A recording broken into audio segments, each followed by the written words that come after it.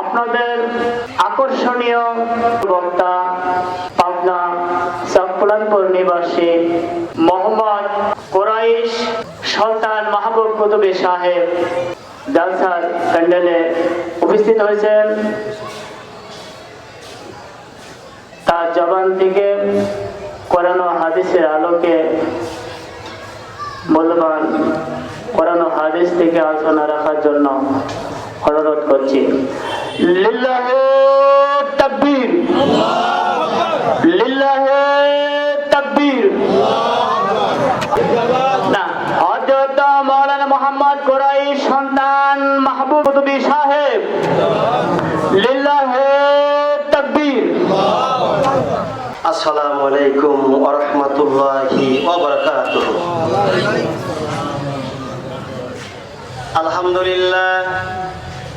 আলহামদুলিল্লাহ নাহমাদুহু ওয়া নাস্তাঈনুহু ওয়া নাস্তাগফিরুহু ওয়া নু'মিনু বিহি ওয়া নাতাওয়াক্কালু আলাইহি ওয়া নাউযু বিল্লাহি মিন শুরুরি আনফুসিনা ওয়া মিন সাইয়্যাতি আমালিনা। من يهده الله فلا مضل له ومن يضلله فلا هادي له ونشهد أن لا إله إلا الله وحده لا شريك له ونشهد أن سيدنا وحبيبنا ومولانا محمدا عبده ورسوله الذي أرسله بالحق بشيرا ونذيرا وداعيا إلى الله بإذنه وسراجا منيرا. فقد قال الله تعالى في كلامه المجيد وفرقانه الحميد: أعوذ بالله من الشيطان الرجيم. بسم الله الرحمن الرحيم. إن الله وملائكته يصلون على النبي يا أيها الذين آمنوا صلوا عليه وسلموا تسليما. اللهم صل على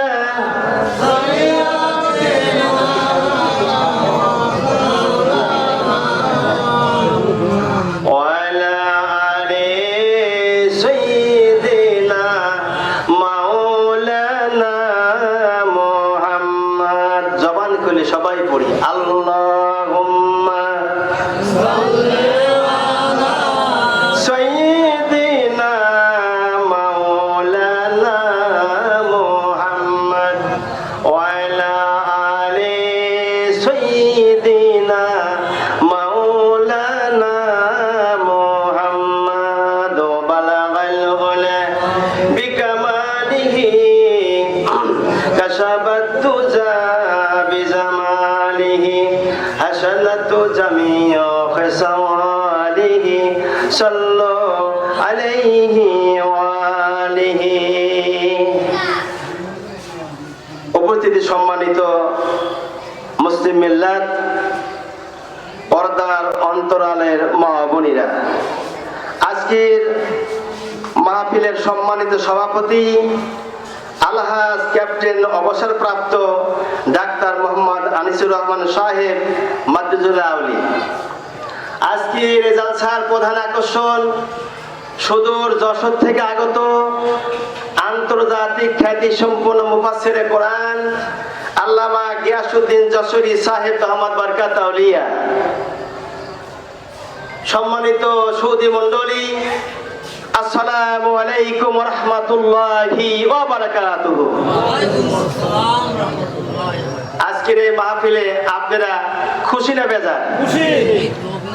খুশির মতো কিন্তু আওয়াজ হচ্ছে না, জোরে বলুন খুশি না বেজার? খুশি। একটু আগে আসেন আর জিকির করুন লা ইলাহা ইল্লাল্লাহ। আগে আসেন, এক জায়গা হন। লা ইলাহা বলতেছে কি লা ইলাহা ইল্লাল্লাহ লা ইলাহা লা ইলাহা ইল্লাল্লাহ মুহাম্মাদুর রাসূলুল্লাহ সাল্লাল্লাহু আলাইহি ওয়াসাল্লাম। ভাইরা আমার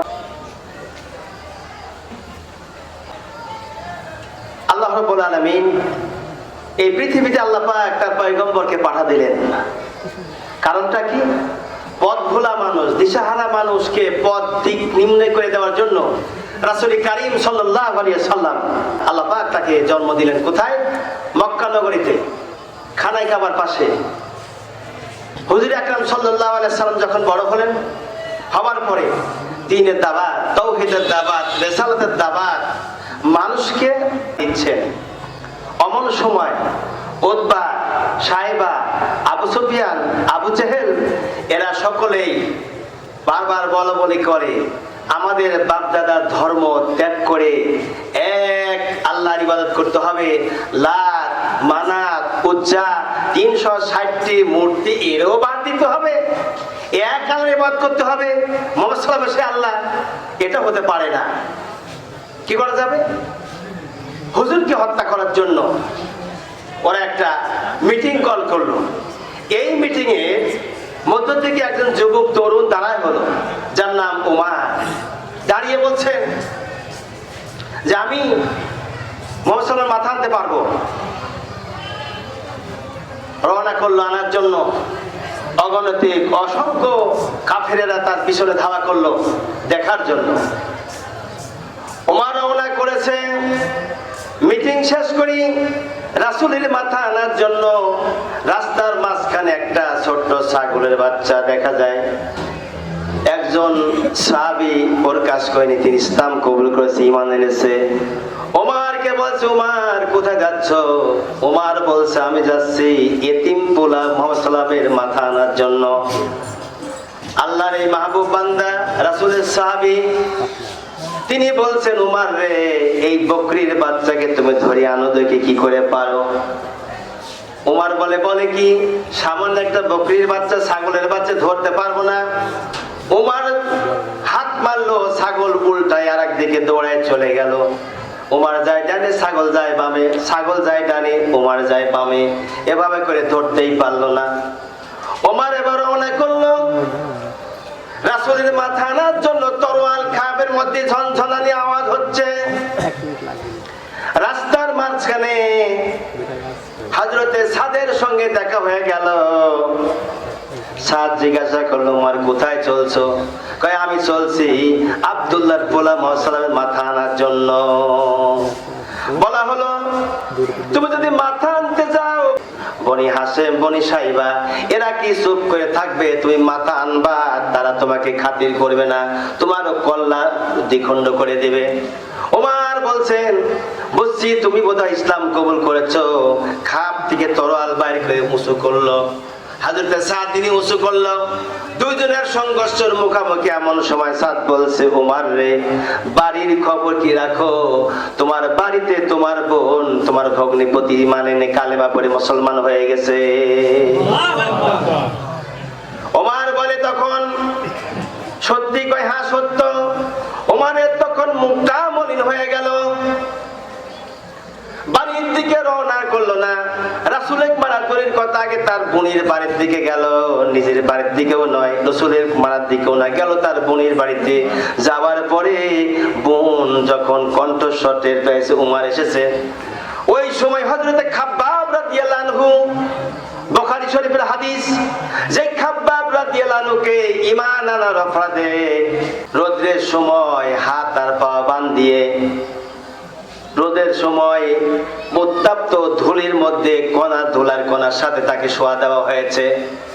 এরপরে তাকে আংটা আগুন নিয়ে এসে তারপরে শোয়া দেওয়া হয়।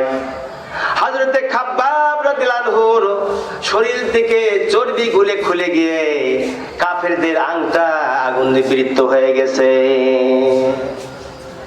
ভাইরা আমার,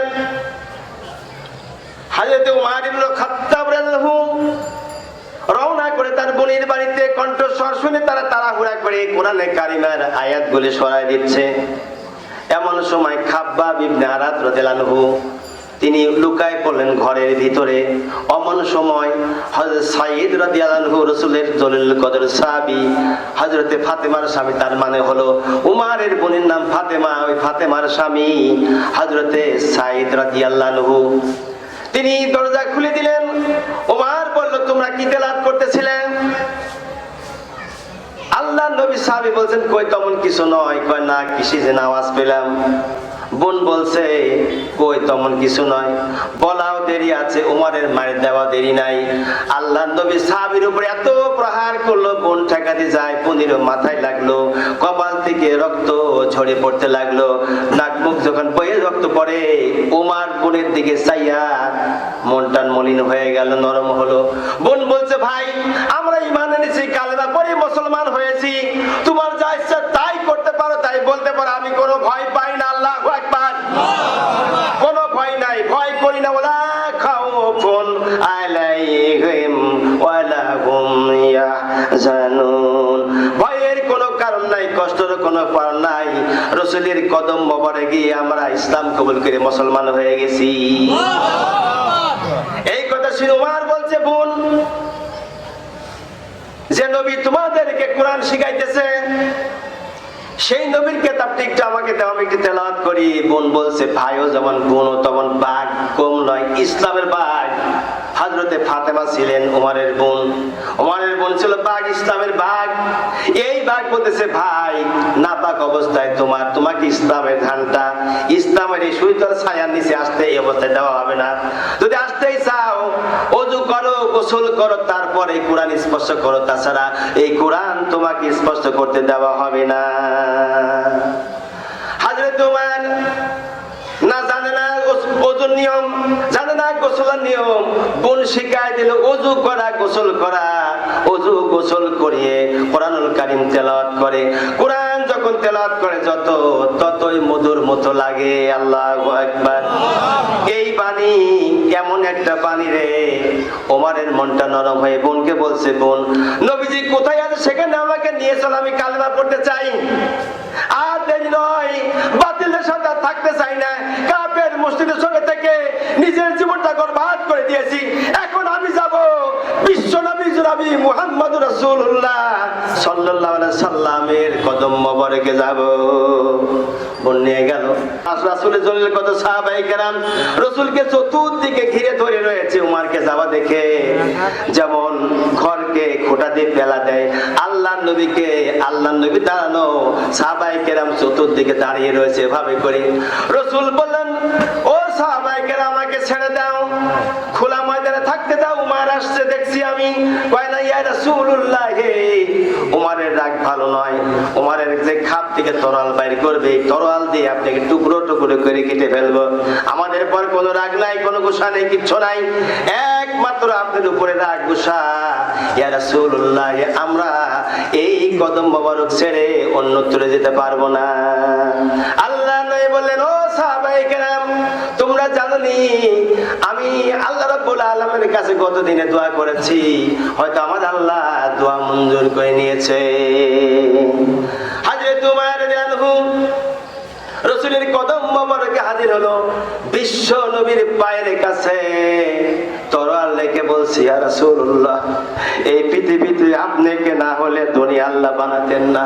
যে আল্লাহ এই দুনিয়া তৈরি করেছেন, সৃষ্টি করেছেন, ওই আল্লাহর শপথ করে বলছে, আমি উমর দেখতে পারছি আপনার মুখের মধ্যে আল্লাহর নবুয়তের নূর চমকাইতেছে।